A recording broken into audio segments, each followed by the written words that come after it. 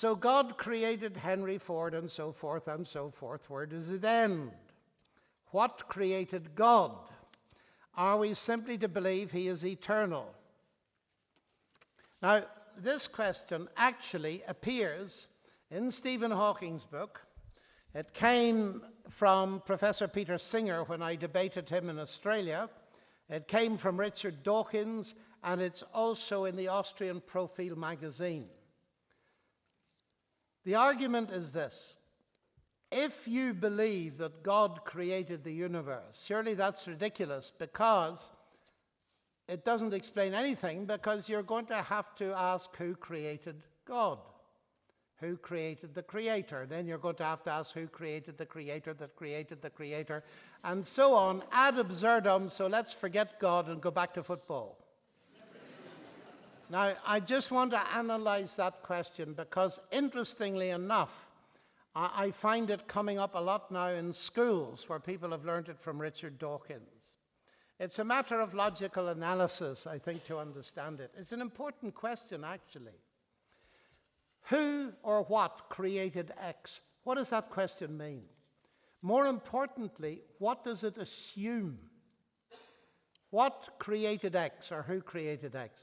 That assumes, before you start, that X was created.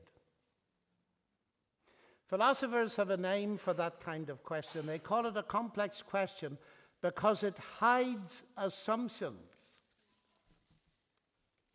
So if you ask who created the creator, you're immediately saying the creator was created.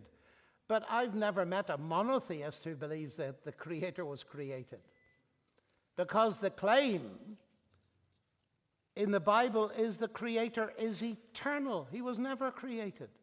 So to ask the question, who or what created the creator, is meaningless because it assumes what isn't the case in the first place. That's point number one. Point number two is this. When Richard Dawkins in the debate mentioned this to me, I said, okay, you think it's a meaningful question. Well, it is for created God. So let me go round the other way. You believe that the universe created you. So let me ask you your question. Who created your creator? I'm still waiting for the answer. The third point to be made is this. The questions do not go back forever on either side. I have colleagues that say, for us, the universe, the multiverse, is a brute fact. That's where we stop. As a Christian, I stop the questioning with God. You see, what this is about philosophically is the existence and nature of ultimate reality. And the question is not, is there an ultimate reality? The question is, which reality is ultimate? And the answer to that must, in the end, rest on evidence. Does it make more sense, for instance, to believe that mass energy is the ultimate reality, or an intelligent God is the ultimate reality?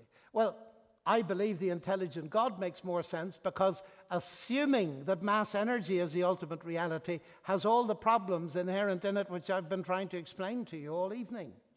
It leads to absurdity, it leads to a denial of rationality, and so on. But I would emphasize here is each of us makes our own decision on the basis of the available evidence. There is no mathematical proof. Just as, well, let me tell you about my wife.